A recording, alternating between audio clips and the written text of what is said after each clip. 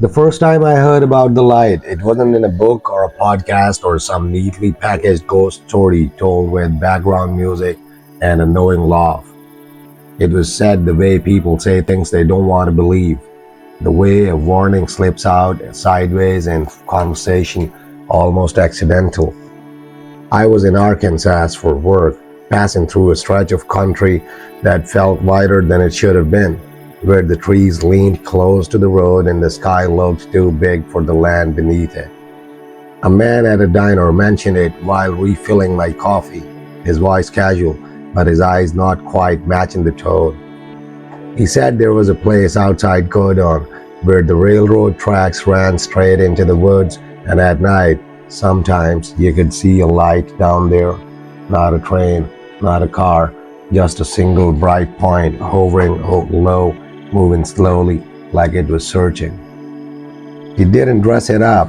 He didn't explain it. He just said, people go out there to see it. Some come back real quiet. Then he changed the subject like he'd already said too much. I should have let it stay a rumor. I should have kept it as one of those local legends you hear in passing, the kind of thing that belongs to someone else's hometown, someone else's night.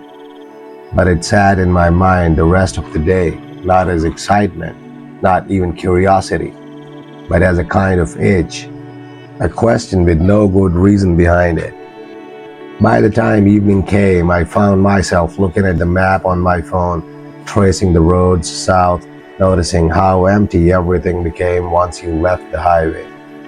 There were patches of green labeled as nothing, long stretches where the world seemed to stop keeping track.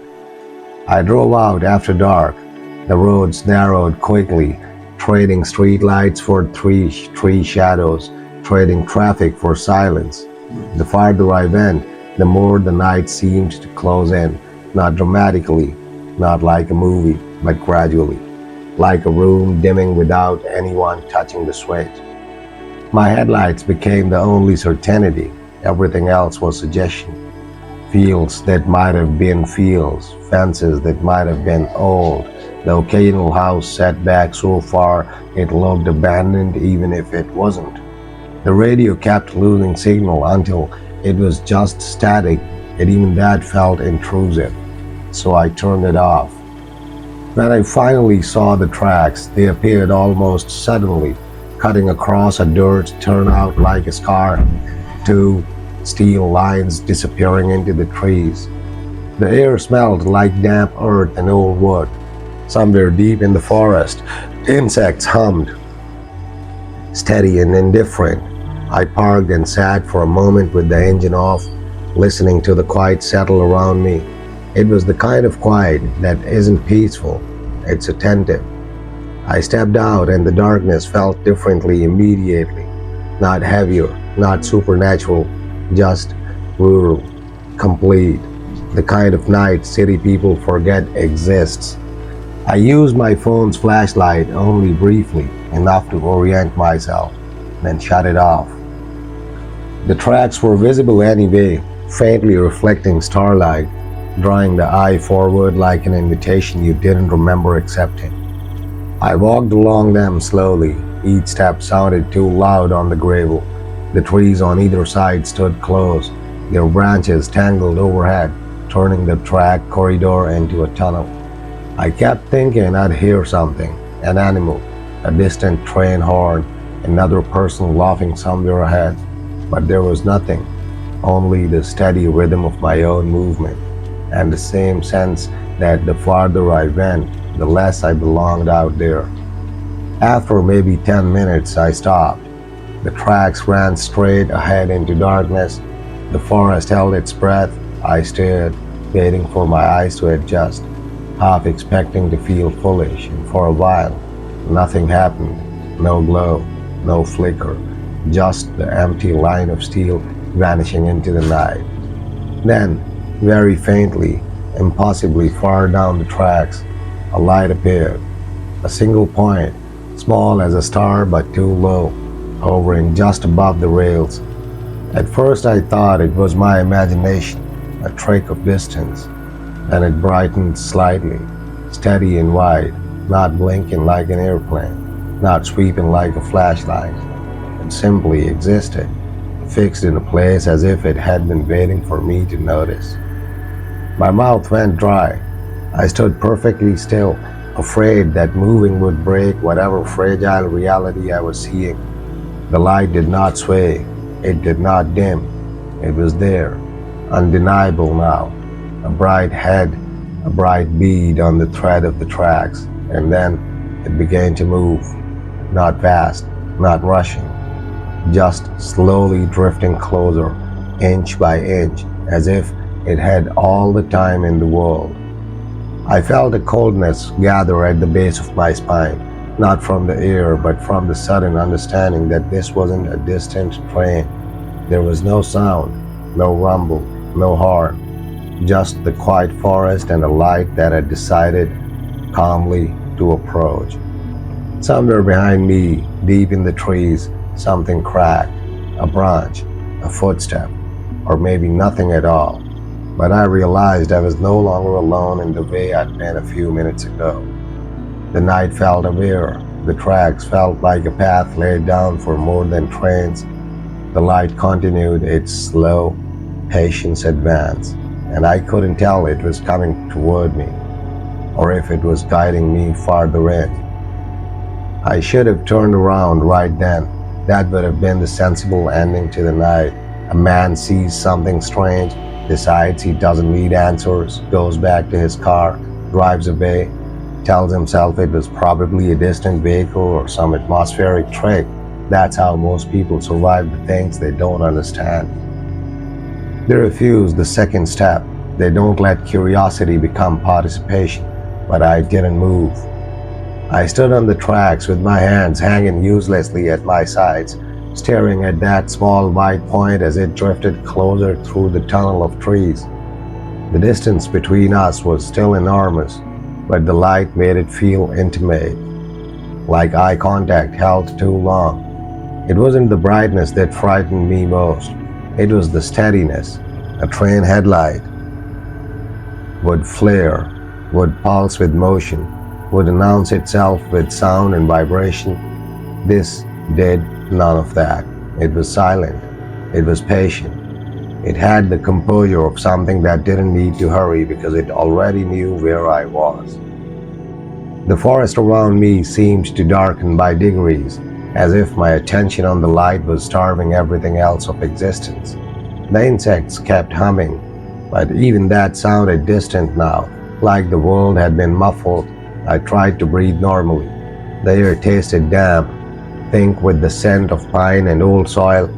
Somewhere far off, an owl called once, then stopped abruptly, leaving a silence so complete it felt staged.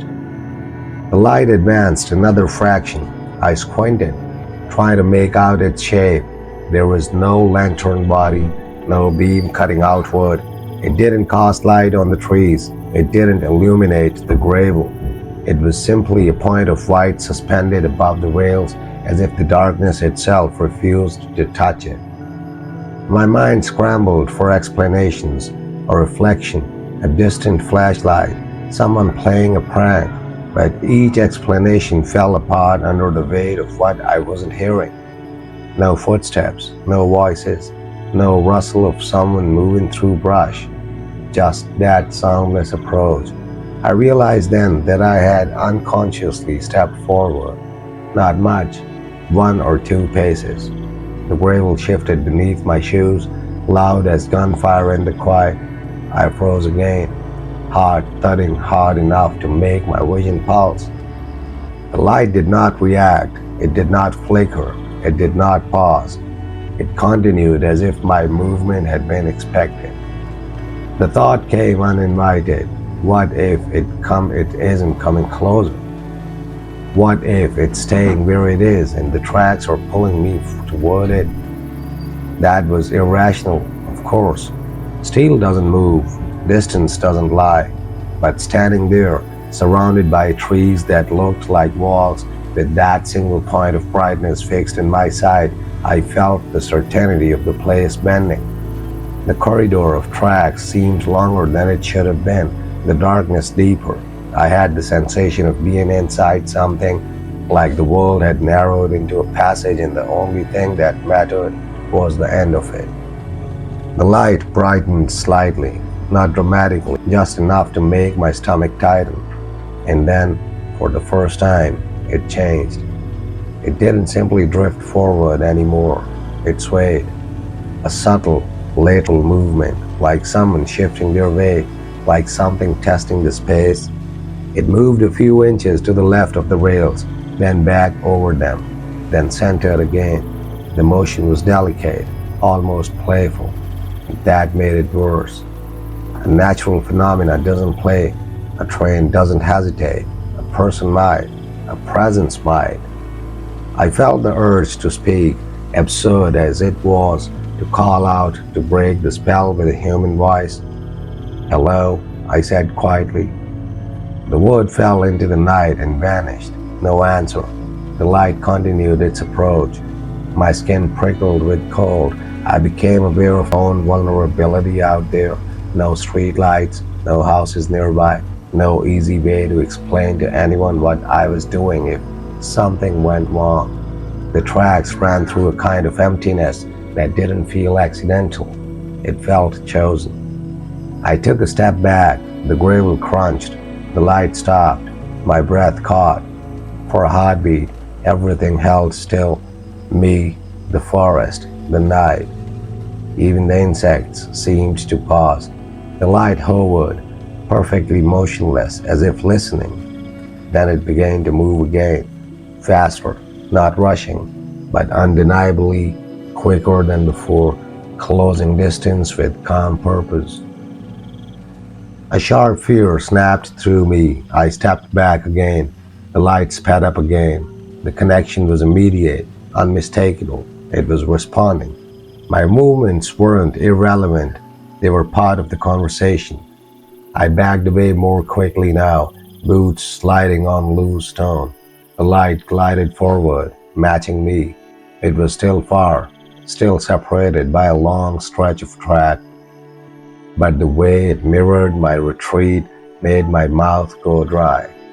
I turned my head, just briefly, glancing over my shoulder to where my car should be. The darkness behind me looked wrong, not empty, occupied. The trees pressed close, their trunks like pillars. The track corridor behind me seemed narrower than it had when I walked in. The night felt thicker, as if it had filled in space while I wasn't watching. I faced forward again. The light was brighter now, close enough that it no longer looked like a star. It looked like an eye, and in that moment, a memory surfaced. Something the man in the diner had said, almost casually. People go out there to see it. Some come back real quiet. I understood why. Because once you see it, once it acknowledges you, you stop being a spectator. The light swayed again, left and right, as if amused by my fear, and then, faintly, impossibly, I heard something. Not a train, not an animal. A sound like gravel shifting under a careful footstep, coming from somewhere ahead of the light. As if it wasn't alone, as if the light was only what you noticed first. The sound came again, soft, measured, a careful crunch of stone, the kind of noise a person makes when they're trying not to be heard, when they're placing their weight slowly, deliberately. It wasn't loud enough to locate precisely, but it was close enough to change the shape of my fear. The light had been terrifying as an object, as a mystery drifting through the dark, but a footstep suggested intention. A footstep suggested someone or something moving beneath the glow. I stood frozen, staring down the tracks, my breath shallow. The light hovered above the rails like a bead of white heat. It did not illuminate what was around it, and that felt wrong in a way my mind couldn't neatly explain. Light is supposed to spill. It's supposed to reveal. This one was contained, as if the darkness was drinking everything it should have shown. Another crunch. closer, not behind me, ahead, ahead of the light. My mouth went dry. I tried to force my eyes to adjust, to see past the brightness, to catch the outline of whatever might be walking in front of it. But the tunnel of trees swallowed detail. The world beyond that point was a black curtain. The light swayed gently, almost affectionate, and then advanced. It was nearer now, near enough that I could sense its size, not a distant pinprick anymore, but something larger, hovering low just above the steel. I could see it reflecting faintly off the rails, two thin lines of white stretching toward my feet like a path being drawn. I took another step back. The light sped up again. That response was undeniable now. It wasn't coincidence. It wasn't my imagination. The moment I moved, it moved with me, as if the distance between us was something it controlled, as if it didn't want me to leave the corridor it had claimed. The forest behind me felt sealed. I could still turn around, I could still run, but the thought of turning my back on the tracks made my skin crawl. It wasn't bravery that was facing forward, it was the fear of what I might not see if I looked away. The crunch of gravel continued, slow and patient. Step, pause, step, as though whoever was out there was taking their time. I whispered, barely audible, "Who's there?" My voice sounded small, swallowed instantly. The light stopped. For a heartbeat, the night held still again, listening. Then, a sound that wasn't a footstep, a faint, distant metallic click, like something tapping gently against steel. The rails, tap, tap, tap. The rhythm was too deliberate to be random. It was the kind of sound made by someone to communicate, someone testing the world for echoes. The tapping traveled along the tracks, thin and ghostly, and it made my stomach twist with the sudden certainty that the railroad itself was part of whatever was happening. The light brightened, not flaring, focusing. It felt like an eye narrowing. I backed up again, faster now, gravel sliding under my shoes. The light glided forward, matching me. Closer, closer. The tapping on the rails grew louder. Tap, tap. And then I realized something that made my blood run cold. The tapping wasn't coming from ahead of the light. It was coming from beneath it, as if the light wasn't floating, as if something was walking under it, carrying it, guiding it along the tracks like a lantern held low. My heart hammered. I tried to see. I strained my eyes into the darkness below the glow. For a second, I thought I caught the suggestion of a shape, tall, thin, indistinct, moving with the light like a shadow that didn't belong to anything solid. The brightness made it hard to focus, like staring into headlights, but the impression was enough. Something was there, not just a phenomenon, a presence. The insects had stopped, the forest had gone unnaturally still, as if every living thing agreed to hold its breath. And then, faintly, from far down the tracks behind the light, a sound like laughter, not loud, not human, more like air passing through something that used to know how to laugh. My throat tightened painfully. The light swayed again, left and right, as if enjoying my terror.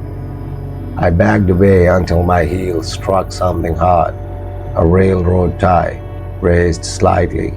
I stumbled, catching myself. The crunch was loud. The light surged forward instantly, closing distance faster than before, as though my moment of imbalance had been an invitation. Panic flashed white hot.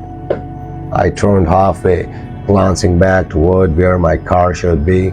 The track corridor behind me seemed longer than it had been, the darkness deeper, the trees closer, the world rearranged subtly, as if the path back was no longer the same one I'd walked in on. And then I saw something that stopped my breath entirely. Far behind me, in the direction of the turnout, another light, small, white, hovering, perfectly still. My blood turned to ice. There weren't supposed to be two.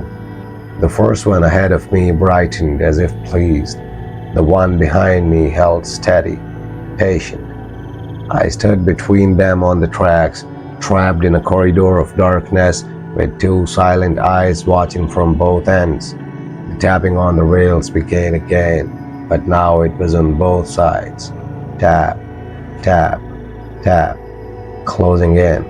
And in the middle of that unbearable quiet, I understood the simplest horror of all. The Gurdon Light wasn't something you went out to see. It was something that you noticed you, and then made sure you didn't leave alone. For a long moment I couldn't move at all, my body locked in place the way animals freeze when they realize running might only make them easier to catch. Two lights held me between them like pins on a map. The one ahead swayed faintly, almost curious. The one behind remained perfectly still, as if it had already decided there was nowhere else for it to be. The corridor of tracks felt suddenly artificial, like a hallway built for this exact purpose. Trees rose on both sides in dense black walls. Above, the branches knitted together, swallowing the sky. I could no longer tell where the forest ended and the night began. Everything was reduced to the rails beneath my feet and the lights at either end, white and watchful. The tapping continued. Tap, tap, tap. It wasn't fast. It wasn't frantic. It was patient. It had the rhythm of something that could wait forever. My breath came shallow, fogging faintly in front of my face. I tried to convince myself that the second light behind me was just another person, another curious visitor. Someone who'd walked down the tracks with a flashlight. That explanation lasted only a second before collapsing under its own weakness. Flashlights bounce, they spill, they flicker with the movement of a hand. These lights did none of that. They hovered like fixed points of attention. The light ahead brightened slightly. The space around it remained dark. That wrongness made my stomach churn. I took one slow step backward, toward the turnout, toward my car, toward anything that wasn't this narrowing corridor. The rear light responded immediately. It drifted forward, not rushing, matching, closing the distance. My pulse spiked. I stopped again. The light stopped too. It was as if the air between us was a tether, as if I was teaching it how far it was allowed to come. The one ahead swayed again, then glided closer as well. Now both were moving. Now the corridor was shrinking from both ends.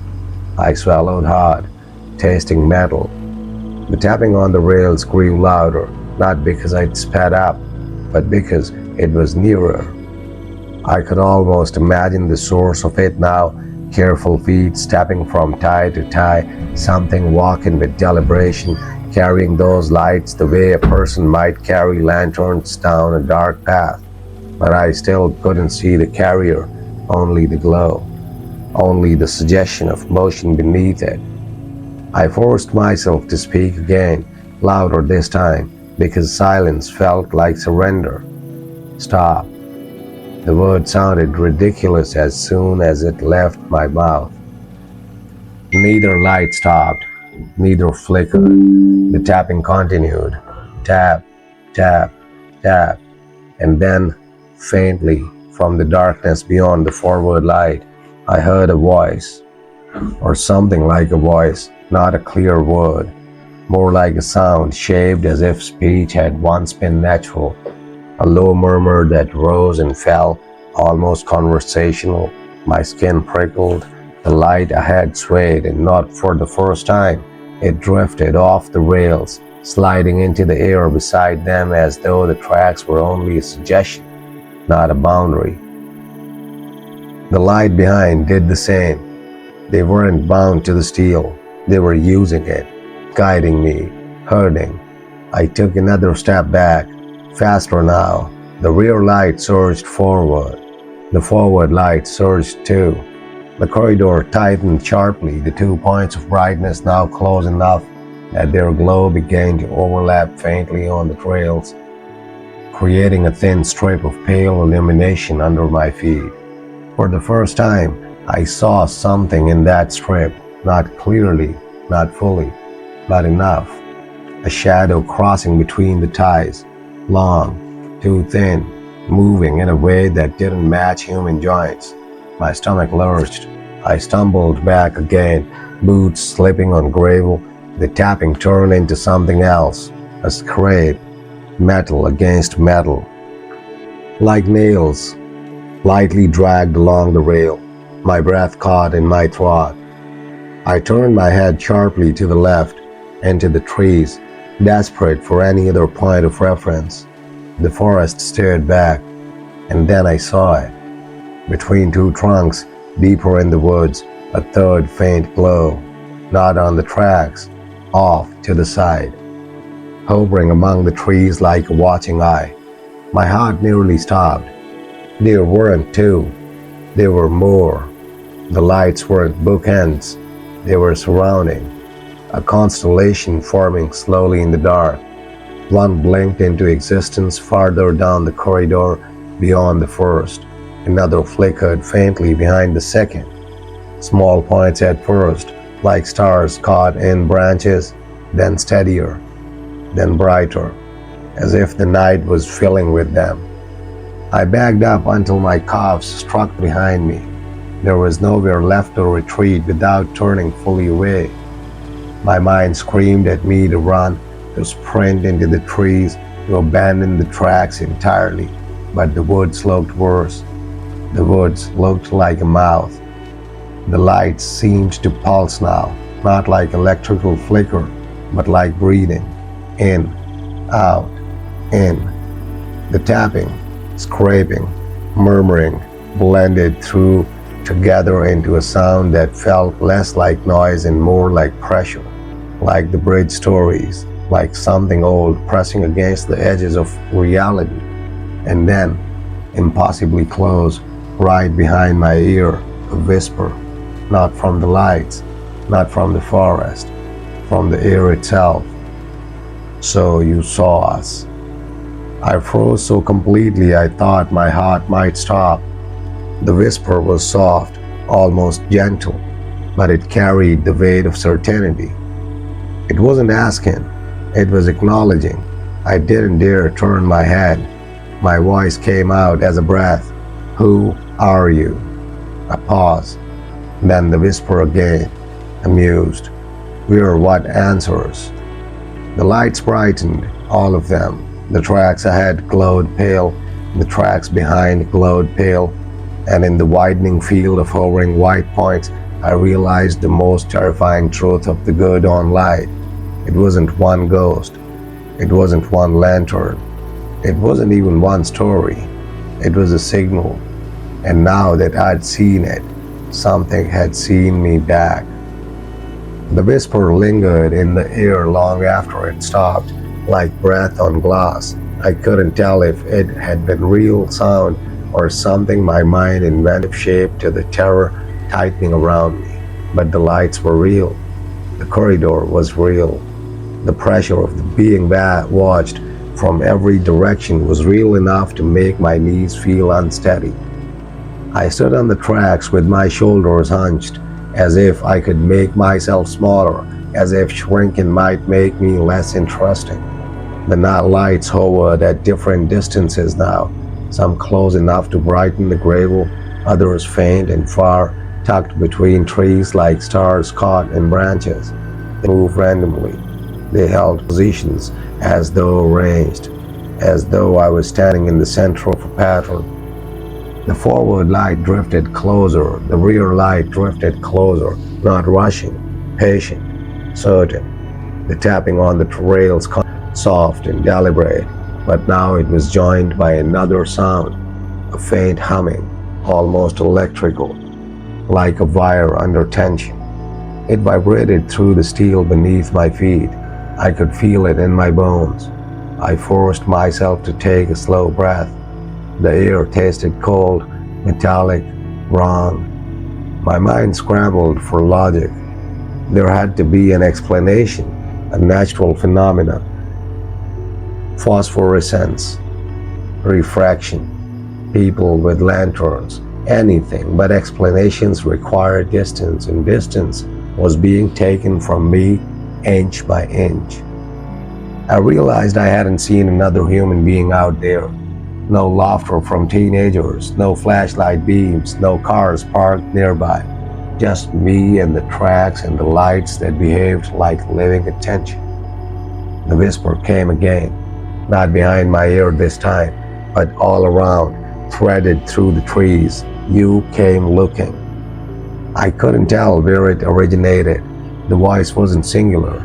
It sounded layered, as if several mouths were speaking the same words slightly out of sync. My throat tightened painfully. I began, then stopped. What was the point of denial? I was here. I had followed the tracks. I had stared into the dark until it stared back. The light swayed gently, almost in agreement. The humming deepened. I glanced down at the rails. They reflected the glow in thin, trembling lines. The steel looked wet, though I couldn't remember rain. The gravel between the ties seemed darker, as if shadow pulled there unnaturally. Then I noticed something that made my stomach twist. The shadows between the ties were moving, not like an animal darting, not like wind shifting leaves, like something long and narrow sliding beneath the tracks, passing under the light without ever fully revealing itself. The tapping became a scrape again, metal against metal, a careful drag. The sound traveled toward me. I backed away instinctively. The rear light surged closer in response, cutting off retreat. The forward light brightened, narrowing the space. The others in the trees held steady, watching. I was being contained. The whisper returned, closer now, intimate. People always want to see. A pause, and then they want to leave. The last word carried something like amusement. My pulse hammered. My voice came out rough. What do you want? Silence. The lights stopped swaying. For a moment, everything held still, as if the night itself was considering the question. Then, the whisper answered, to be noticed. The forward light drifted off the tracks again, sliding sideways into the air, hovering at the shoulder height now, closer than it had ever been. Its glow was cold, pure white, without warmth, without mercy. It illuminated the edge of my face, the trembling of my breath. I could not see what held it, but I could feel the presence beneath it, a density in the air, a shape implied by absence. My skin prickled violently. The light moved closer. I stepped back. The rear light moved closer. The corridor tightened until I was standing in a narrow band of pale illumination, surrounded by darkness filled with watching points. The humming in the rails rose into a vibration that made my teeth ache. And then the strangest thing happened. The lights began to drift, not toward me, not away, but upward, slowly lifting into the trees as if climbing invisible strings. They rose until they hovered among the branches like lanterns hung for a ceremony. A ceremony I had stumbled into. The whisper spoke again, softer now. You're in the middle. My breath caught. In the middle of what? No answer. Instead, the air shifted. The temperature dropped sharply, as if the night had opened a door to something. The lights held their positions above, forming a loose circle. The tracks beneath me seemed suddenly less like rails and more like a spine running through the earth. And then, from far down the corridor ahead, beyond the brightest light, a new sound, a distant rumble, low, approaching. For a heartbeat, Relief flashed through me. A train. Finally. A real explanation. A real danger that made sense. But then I realized something that froze the relief into horror. The rumble wasn't coming from the tracks. It was coming from the woods, from all sides, like something large moving through the trees without breaking branches, without announcing itself properly. The lights trembled, not with fear, with anticipation. The whisper returned, almost tender. It's coming. My mouth went dry. What is? Silence. Then closer, right behind me, so close I felt breathe that wasn't mine, the reason. I didn't turn. I couldn't, because the darkness behind my shoulder felt occupied, and the lights above me brightened as if preparing to reveal something that had been walking toward this moment for a very long time. The rumble thickened deep enough that I could feel it in my ribs. It wasn't the clean vibration of an approaching train, not the predictable tremor of steel on steel. This was heavier, uneven, like something moving through earth and root and old leaves without caring what it disturbed. The trees didn't sway, the branches didn't snap. The sound suggested mass without motion, presence without shape. The lights above me held steady, suspended among the branches like pale fruit. Their glow painted the trunks in strips of white, leaving the spaces between darker than darkness should be. The circle felt intentional now, less like a haunting and more like an arrangement, as if I had stepped into the center of something that had been waiting to be completed. My breath came shallow. The air was colder than it had any right to be, sharp enough to sting the inside of my nose. I could see it faintly when I exhaled, little clouds dissolving immediately into the fogless night. The whisper spoke again, but not as one voice. Many, layered, close and far at once. Don't run. It wasn't advice, it was instruction. My mouth moved without my permission. Why? A pause. Then, because you can't. The rumble grew louder. The gravel beneath my feet vibrated slightly, as if the tracks were humming with the approach of something that did not belong on rails. I looked down and saw the faintest movement between the ties again, that long sliding shadow like a thin body passing beneath the earth. The scraping sound traveled toward me, metal against metal, slow, patient. My stomach turned. I wanted to scream, to break the quiet, to remind the world that I was human and afraid and real, but the silence felt enforced, as though sound itself might attract whatever was coming faster. The forward corridor of tracks brightened suddenly, not from the lights above, from something else. A faint glow appeared low to the ground, deeper in the tunnel ahead. At first it looked like another Gurdon Light, another hovering point. Then it widened, stretching across the rails like a misty beam. It was as if the darkness ahead was opening, not parting, opening. The lights above trembled, their glow pulsing like breath, in, out, in. The rumble stopped so abruptly that my heart seemed to keep vibrating after the sound died. The silence that followed was unbearable. It wasn't empty. It was listening. The whisper returned, almost reverent. It's here.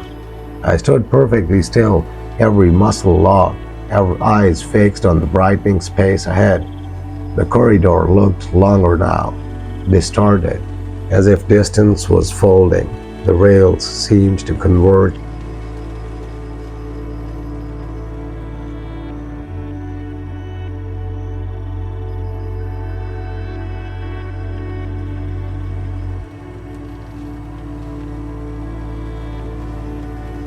Too quickly, leading into that pale opening like lines drawn toward a vanishing point. Then something moved within it, not the lights, not shadows. A shape, tall, unclear. At first it was only an absence, a region where the glow did not reach properly. Then it stepped forward. The lights above brightened instinctively, as if eager to show me what they had gathered me to witness. It was not a man. It was not an animal. It was something upright that wore the suggestion of both without committing to either. Too thin through the torso, too long in the arms, its joints bent wrong, not broken, just designed differently. The glow clung to its edges but refused to reveal its center, like the darkness inside it was deeper than the night around it. It stopped on the tracks, direct, and the tapping began again, not on the rails, on the ties. Footsteps, slow, deliberate. Each step placed carefully as though it was savoring the sound. The whisper spoke from everywhere at once, almost pleased. "You see." I couldn't breathe. The figure lifted its head slightly.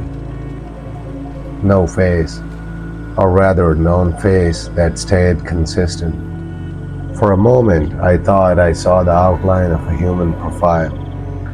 Then it shifted, and the profile became something else, an emptiness where features should have been, a smooth suggestion of skin without identity. The lights above swayed gently as if leaning in. The figure took another step forward. Tap, tap. The sound was unbearable in this intimacy. I realized with sudden horror that the figure was not walking toward me randomly. It was walking the central line of the tracks as if following rules, as if reacting something, as if the tracks were a script it had memorized. My voice came out as a whisper. "What are you?" The figure stopped. The lights held their breath, and then, from inside that featureless darkness, some answered, not aloud, not in words, in my mind, like a memory that wasn't mine. A sensation of standing on these tracks long ago, a night colder than this one, a lantern held low, a scream cut short, the taste of blood and ex nihilo metal. The sudden certainty of death beneath the trees. I staggered slightly, overwhelmed by the memory flooding through me. The whisper returned, gentle now. It remembers. The figure's arm lifted slowly, too long, too thin. It pointed, not at me, at the space beside me.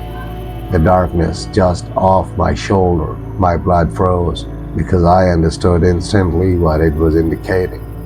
Something was behind me. Not a light, not a voice. Something closer. Something that had been approaching silently while my eyes were locked forward. The lights above brightened violently, illuminating the trunks, the gravel, the rails, and the edge of a shape standing inches from my back. A silhouette so close it blocked the stars. My breath stopped. The whisper breathed into my ear, almost affectionate. "Now you are surrounded." And the tapping began again. Not ahead, not behind, all around. Footsteps on ties, closing in.